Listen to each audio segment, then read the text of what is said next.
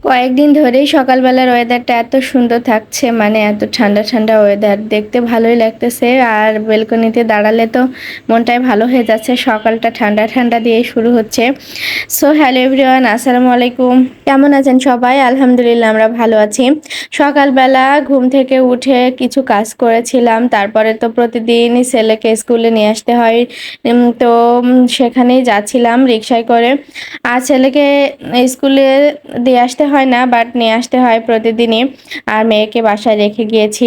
এখানে ছেলেকে নিয়ে আবার বাসায় এসে কিন্তু রান্না বান্না শুরু হয়ে যায়, কারণ তখন তো 12টা 12:30 বেজেই যায় আসতে আসতে।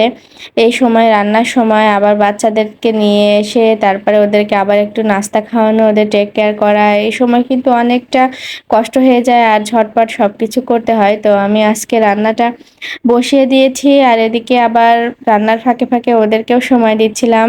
সবজিটা বসিয়ে দিলাম, আর অনেক সময় মশলাগুলা করা থাকলে আর সবজি কাটা থাকলে কিন্তু রান্না বসে অনেক কিছুই করা যায়, সেই সময় বাচ্চাদেরকে সময় দেওয়া যায়। আর এই যে বাচ্চাদেরকে সময় দেওয়া বলেন, 2টা 3টা চুলায় রান্না চড়িয়ে কিন্তু এরকম অবস্থায় পড়তে হয় আমাদের। মাঝে মাঝে আমার ডালটা পড়ে গিয়েছিল একটু সামান্য, এরকম হয়। কিন্তু ঝটপট কাজ করতে গেলে, বাচ্চাদের নিয়ে যখন কাজ করা হয় তখন আমাদেরকে এরকমই পরিস্থিতির মুখে পড়তে হয়। সব সময় একদম পারফেক্ট সবকিছু করে ওঠা যায় না। আর এই যে ডালটা বাগার করে নিলাম, আজকে মজার মজার খাবার রান্না করব। এই খাবারগুলো থাকলে কিন্তু আর অন্য কিছু খেতে ইচ্ছা করে না।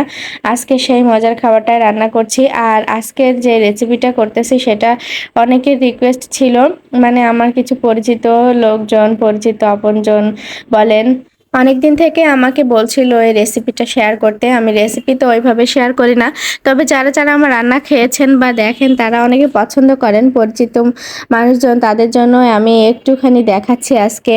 আমি আজকে কাঁঠাল রান্না করতেছি, তবে এই কাঁঠালটা কিন্তু আমার এই বছরের না, আগের বছরের ফ্রিজে ছিল। এই জন্য আমি প্রথমে ডালটা কিন্তু সিদ্ধ দিয়েছিলাম।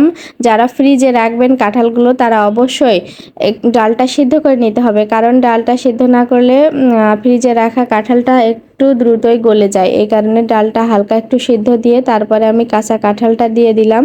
আর সাথে দিয়েছিলাম পেঁয়াজ, থেতো করা রসুন, গোটা গরম মশলা, তারপরে দিয়েছিলাম কিছু তেজপাতা, জিরা গুঁড়া, আর কিছুই না, আর কাঁচামরিচ তো দিতেই হবে। এগুলা দিয়ে আমি সিদ্ধ বসিয়েছি। আর সিদ্ধ বসিয়ে একটু পরে কিন্তু এই অবস্থা হয়েছে, মানে একটু নাড়া দিতেই হবে, তা না হলে কিন্তু নিচেটা লেগে যায়।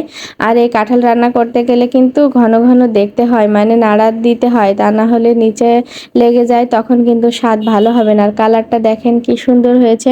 আর ওরকম অবস্থায় কিন্তু নামাতে হবে, তা না হলে পরবর্তীতে যখন বাগার করা হবে তখন কিন্তু আরও ঘন হয়ে যাবে, তখন বেশি ঘন হলে আবার ভালো হয় না।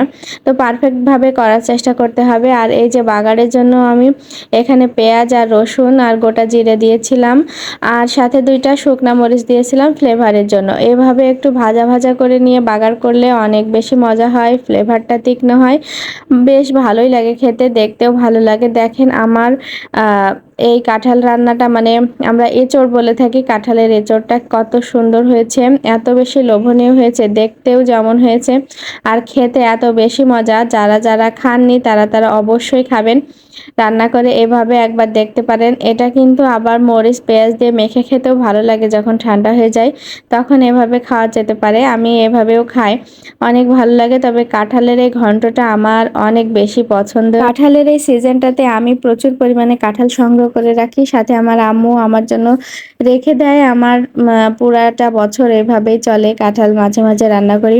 আর সাথে তো ডাল আলু ভর্তা ছিল, আমি আলু ভর্তাটা মেখে নিচ্ছিলাম, সাথে আমার মেয়েও মাতব্বরি করছিল।